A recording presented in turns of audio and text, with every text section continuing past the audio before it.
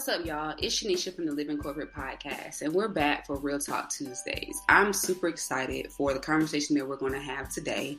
I think it's so relevant to many of us, our day-to-day experiences.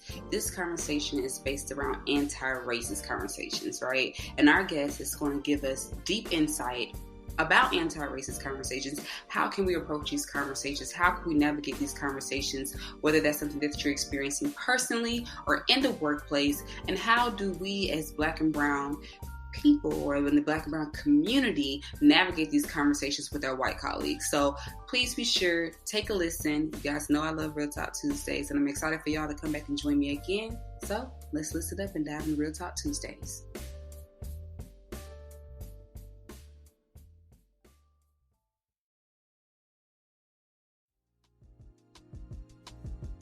All right, so what's up, y'all? It's Sheneisha from Living Corporate. We're back today for another Real Talk Tuesdays, and we have an exceptional guest joining us today.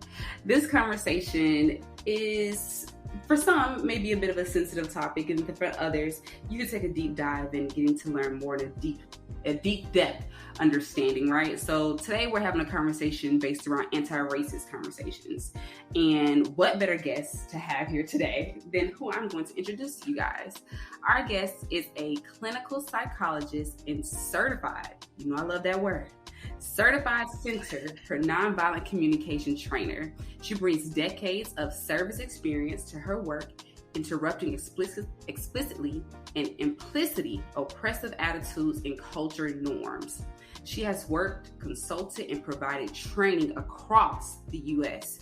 with businesses, nonprofits, government organizations wanting to move towards equitable and diverse workplace cultures, as well as internationally in over 10 countries with individuals and groups committed to social change. She also works as a psychologist in San Francisco, serving the homeless and disenfranchised mentally ill population. She is the author of How to Have Anti-Racist Conversations, Embracing Our Full Humanity to Challenge White Supremacy, and the co-author with Sarah Payton of the companion text, The Anti-Racist Heart, a self-compassion and activism handbook.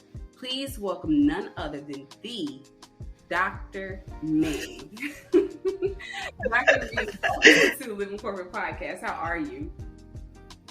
Oh, I'm delighted to be here. I'm doing great. Wonderful. So I'm super excited to have you today, and I'm really excited to dive into this conversation because, I mean, we could talk about this for days and days, right? Like, it can go on.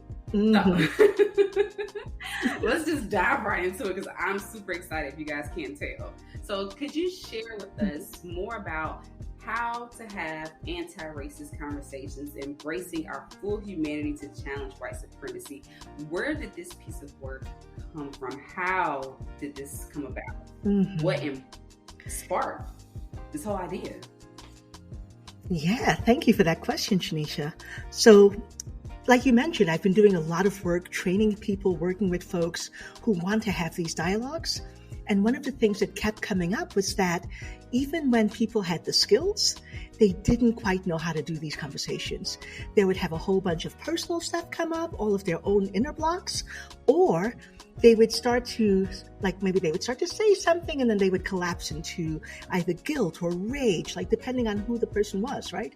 And so people just needed a little bit more guidance on, how do we set ourselves up to have these conversations successfully? And then once we've done that, what are the steps? What do those conversations need to look like?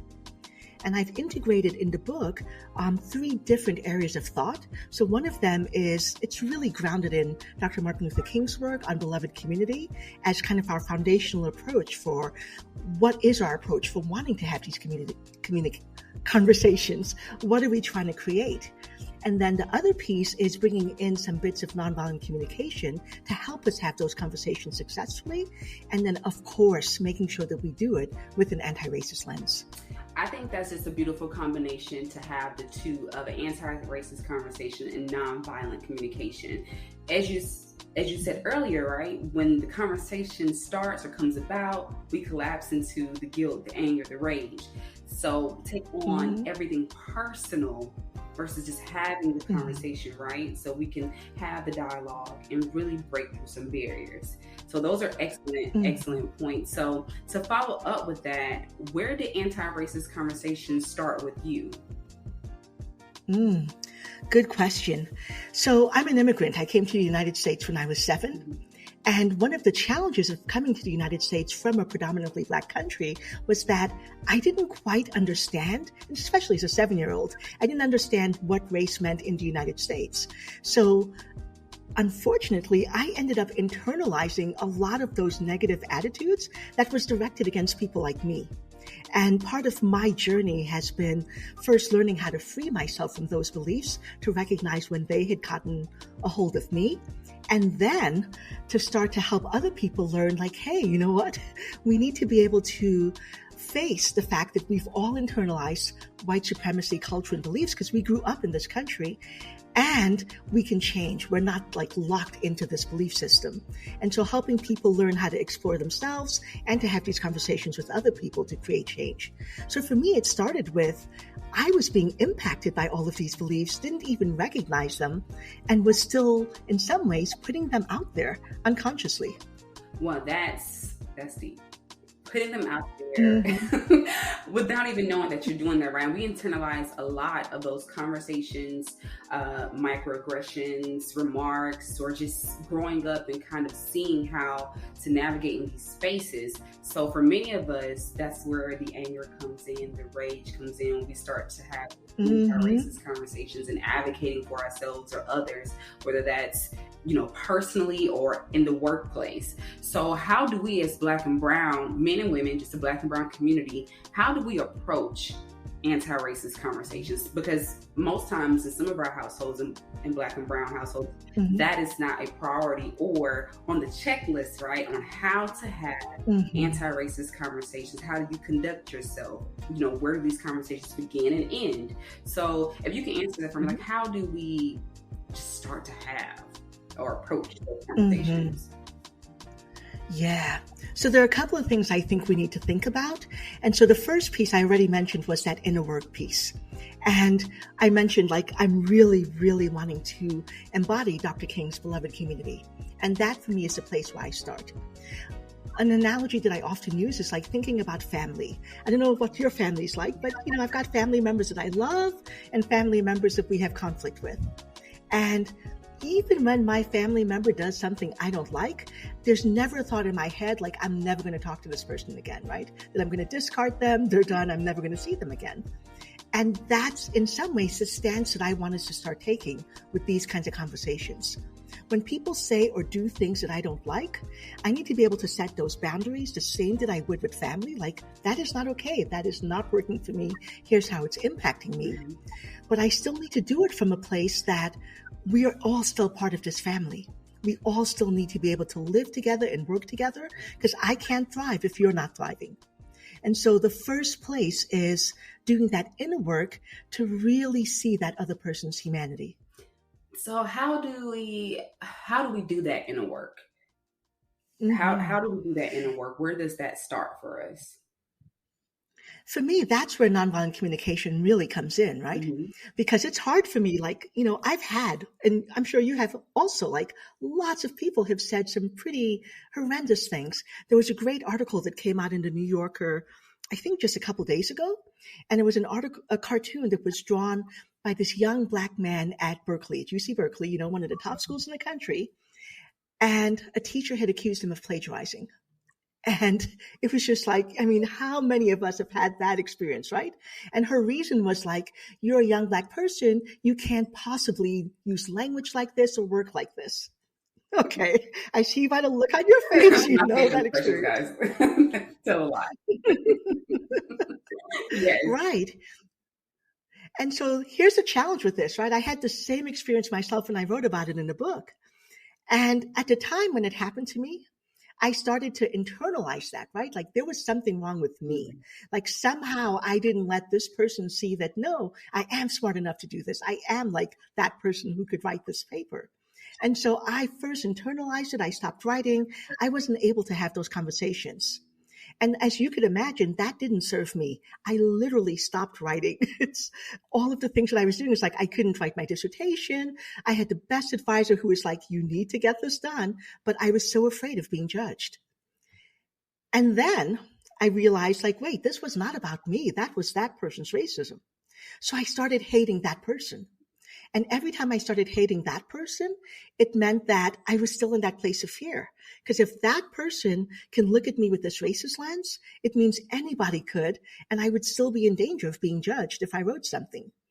So I didn't find my freedom. I wasn't able to transform how I was relating to these kinds of events until I started being curious about not forgiving the person, not taking him off the hook, but saying, why would he even do that? Why would he even doubt my abilities or have that question? And finding my place of compassion into almost like his limited experience and understanding of what Black people were capable of made me realize that not everyone is going to be in that same situation. Not everyone is going to be bringing that lens to looking at my work and the things that I do. And that's part of what I invite people to do, is to understand what might be the motivations for that person. Again, not to forgive them, but to free ourselves, to tell ourselves that is one person acting from this one motivation. It is not everyone in the world. Oh, that's real. And I think, just like you said, it's not so much for them, it's for you, right? Because you have to be able to navigate in these spaces with the multitude of people. You can't continue to look at this individual and just cast a broad net and say, this is everyone from your experience, this one person. So I think that's very valuable. And I also, think about most times, many of us have these interactions on the day-to-day at work, right?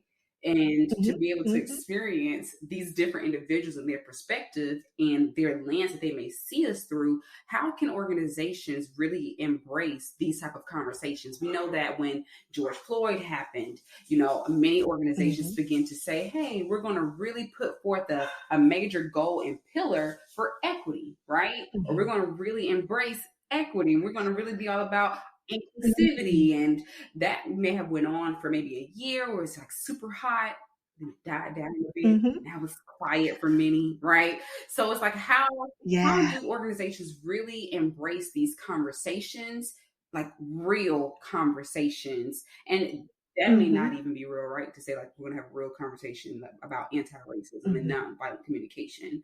But if you could share a little bit light of how can organizations incorporate these type of conversations?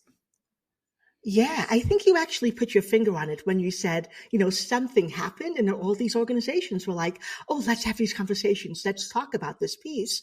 And then a year later, it's done. And it's the way that organizations need to start is recognizing that this is not a response to a one-time thing that happens, but this needs to be part of our practice all the time. The groundwork needs to be there. It needs to be laid so that when these things happen, we already have a place for these conversations to start. And I think too many organizations don't even think about it until something happens externally that makes them think that this is a thing that we need to be doing right now, or this is a thing that's going to make us look good. So my first tip is, start asking right now, what is it that our people need?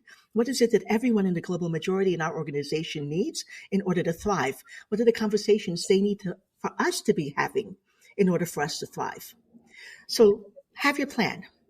But then on top of that, it's recognizing that we need to have different conversations.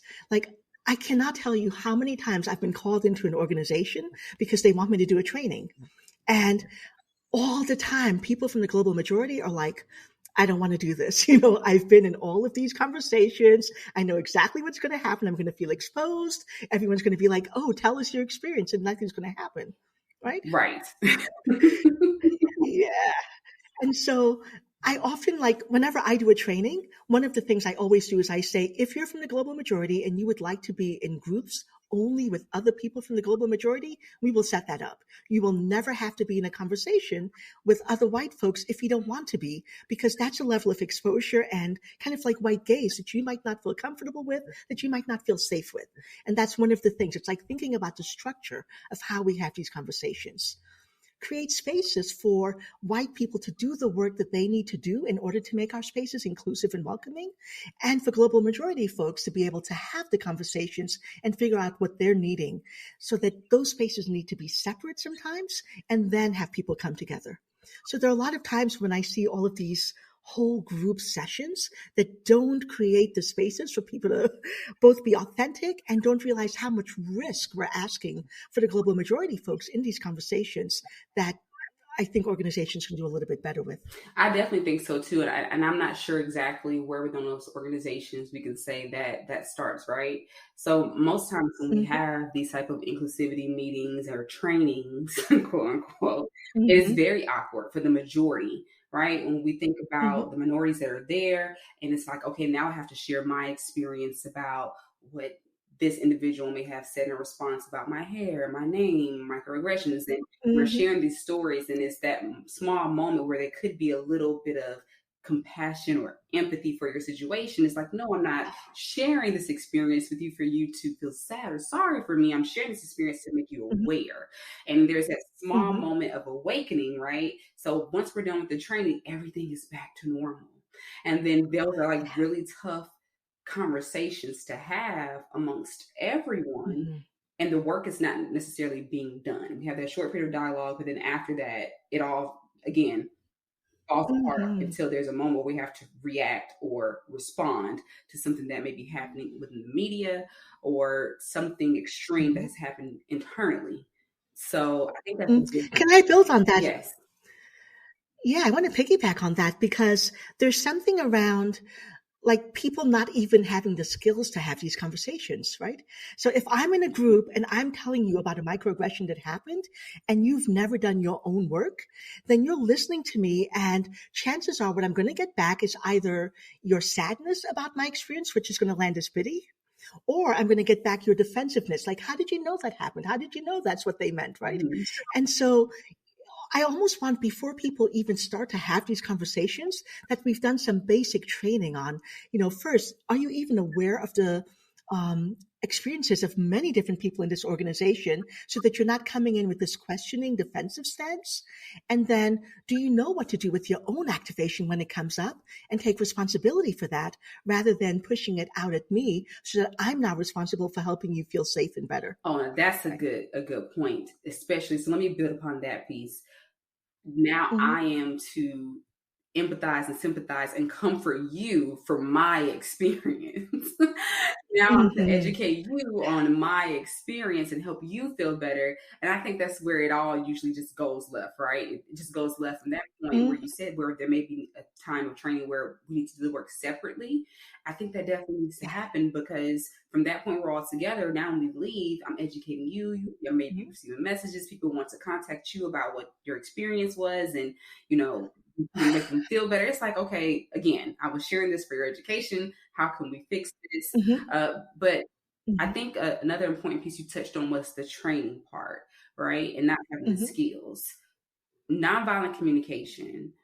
How does Mm-hmm. it come into play when having anti-racist conversations with our white colleagues? Mm-hmm. So there are a couple of things nonviolent communication really helps me, and when I train folks in having these conversations. First, I want to be super clear when I'm going into that conversation what my needs are.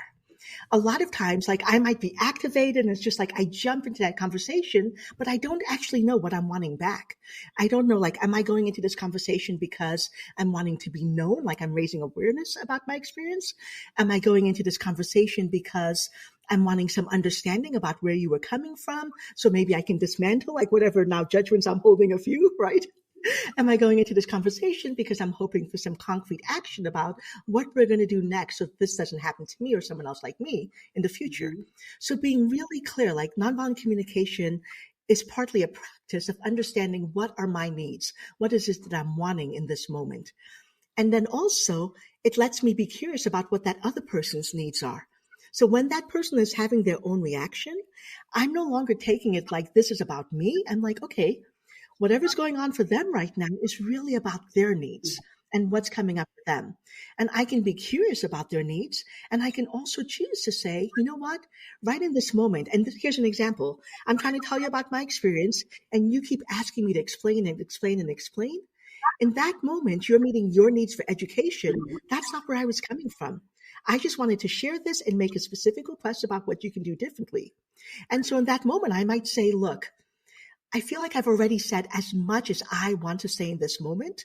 And at this moment, I am now supporting your quest for information rather than where I came into this conversation, which was to come up with a plan on what we can do differently. So why don't we take a break? You can find a different colleague who can help you understand more about the pieces you're not clear about, because I feel exhausted in having this conversation. And once you have that understanding, let's come back together so that we're both aligned with this need for coming up with a concrete plan, and then we can have that conversation. So it helps me like kind of hold that really clear sense of what is it that I'm going for and how do I navigate what's happening in this moment. I think that's those are very, very good points. One, how to navigate in this moment. Like you said, being able to take control of what you're Mm-hmm. looking for, what your needs are, controlling the emotional rage or whatever that is that you may be Mm-hmm. experiencing on the inside. And I think both parties being very clear on what is it that they have expectation for in this conversation, right? Like, what is the goal here? Why Mm-hmm. are we having this conversation? What are you looking to achieve? What am I looking to achieve in Yeah. this? And just being clear on that. And again, saying all that you need to say and having that stuff. Mm-hmm. Because after this point, like you said, if I've shared everything, now I'm comforting you. Hey, Mm-hmm. right, Anissa, can you talk to me about your experience when this happened to you? Or could you tell me a little bit more about this experience? And it is very exhausting because now I'm already Mm-hmm. exhausted showing up as a Black female, right? I'm already exhausted doing that every day. Now I need to Yeah. show up and be your supporter also through my experiences that you may have even done to me. So it's a lot of work. I think Mm-hmm. the nonviolent communication piece is like the perfect blend. Like how do we leverage nonviolent Mm-hmm. communication? Yeah. So there are two things that come to mind. The first is again, kind of going back to that inner work, right? That I always tell people, decide for yourself if you want to be in this conversation at all. And we don't always acknowledge this, but there is a risk to showing up and having these conversations. People have gotten fired. People have gotten blackballed, right? It's like all of a sudden, it's like I'm trying to speak truth and raise awareness, and I'm all of a sudden that person. And so I tell everyone, you don't have to have these conversations if it doesn't feel like it's going to support you. You can actually say, hold on, am I willing to take the chance that my boss is going to respond to me in a certain way? Am I going to take the chance that I'm going to be denied a certain promotion? And sometimes the answer is yes, absolutely. I want to take this chance because this is not okay.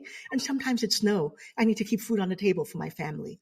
And so that first piece around leveraging nonviolent communication is understanding what are the costs, what are the different needs I'm trying to meet, and what are the risks that I'm willing to bear. And then giving myself empathy about that. If I decide that, you know what, I'm not going to say anything to this person who's just made this horrendous conversation because I need to keep this job and I don't feel safe, then I also start to reach out, like, where can I get some support from other people? Where can I find like-minded people who can help hold all of the emotion that's coming up with me?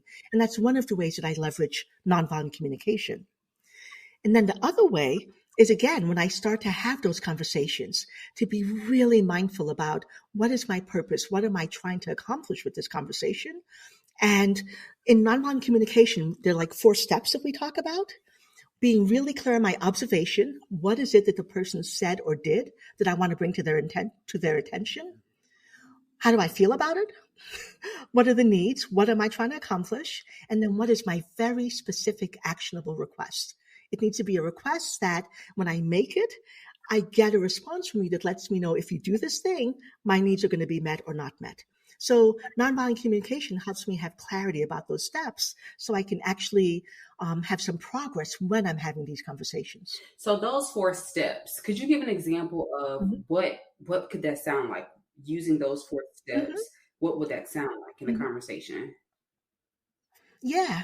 So an example then, let's take, I referenced that New Yorker article with the professor, et cetera. Mm-hmm. So let's say that I was a colleague in that professor's department, right? And I heard about just what went down with the student. And I'm a little bit upset about what happened. So I might start off with observations, hey, Professor X, when you actually said to another Black man that you were not trusting that a person like him can use language like this, right? So observation, I'm really clear. That person knows exactly what I'm talking about Mm-hmm. now. I felt pretty frustrated and angry, right? Mm-hmm. Because I'm wanting all of our students to feel welcomed and to trust that they are seen for their full capacity when they go through our program. So I'm making my needs really clear. And so the request I have for you is whenever you are doubting, like I could also say something like, I'm not trusting your capacity to really discern where our students are coming from and what they're bringing to the table. So my request is before you approach another student of color about issues like this, can you come check in with me or other faculty to see if we share your concerns about the thing that you're talking about? So there's another check before that student is impacted by what just went down. So those would be me going through all those 4 steps, being really clear about the observation, how I felt about it, what it is that I'm wanting, everyone to feel welcomed and to be seen for their capacity, and what I'd like you to do about it. Oh, that's good. That's really good. I think those examples are definitely like when you mentioned about the training that many of the organizations are doing, having the nonviolent and those 4 steps implemented, I think could Mm-hmm. definitely impact some portion of Mm-hmm. change, right? Like have an impact on some portion of Mm-hmm. change when we're having these conversations or the dialogues with each other. So we dug into a lot, and like I could really keep going into this because this is really good. When we think about nonviolent communication, it stretches across a spectrum of everything, right? Mm-hmm. From work to Mm-hmm. anti-racist conversations to something personal. I mean, you can utilize nonviolent communication. I mean, there's a whole array. I know one of the books for nonviolent communication. This is really, really good. Oh, So neat. I want to make sure that we're able to capture like any key takeaways. Mm-hmm. So some of the key takeaways is to first connect with what is your intention here? What are you trying to create? What's your big vision, right? Hopefully it's beloved community. And then what's important to you in this moment? What are you valuing? What are your needs? Do you want to take the risk in speaking up to try to get your needs met? And then if you do, make it really clear what's the observation, how do you feel about it, what is it you're wanting, and what is it you'd like the person to do. And then if you decide you don't want to take that risk, give yourself permission not to do that. Don't beat yourself up. Don't say I'm letting my people down. And then get some support. Yeah.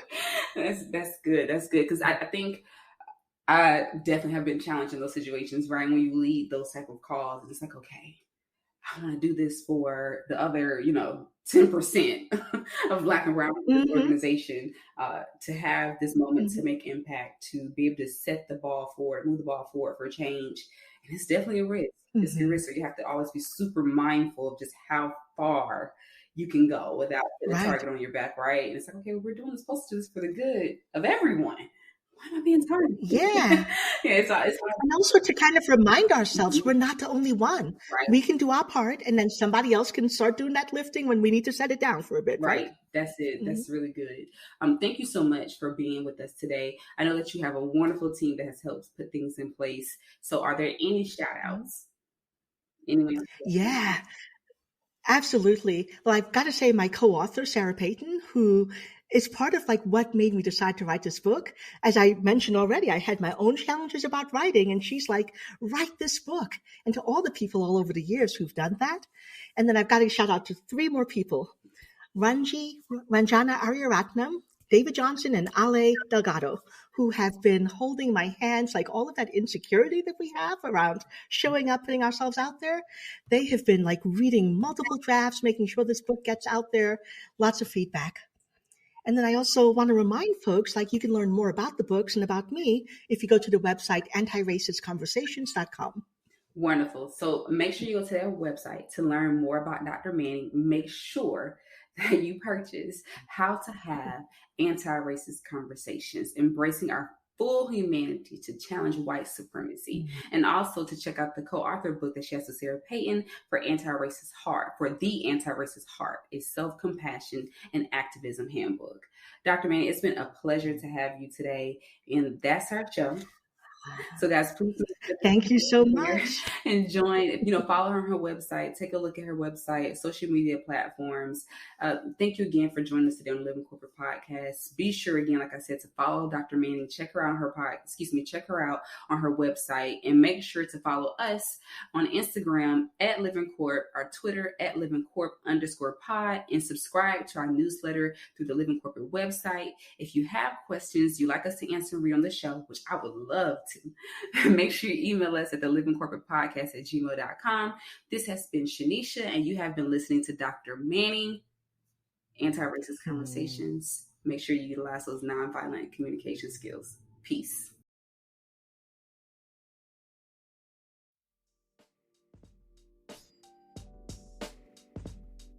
All right, y'all. So that conversation with Dr. Manning was so powerful and so in-depth. I hope that you guys were able to take something from the conversation, again, on how to approach your colleagues about these conversations, how not to exhaust yourself in these conversations, and how to forgive yourself if this conversation, it just may not be a conversation you want to engage in, right? But then also to make sure that you're utilizing those 4 skills of nonviolent communication. Please be sure to visit Dr. Manning at her website, purchase the books. Let's make sure that we're being able to navigate these conversations, knowing when and how to, right? So again, this has been Sheneisha for Real Talk Tuesdays. Peace.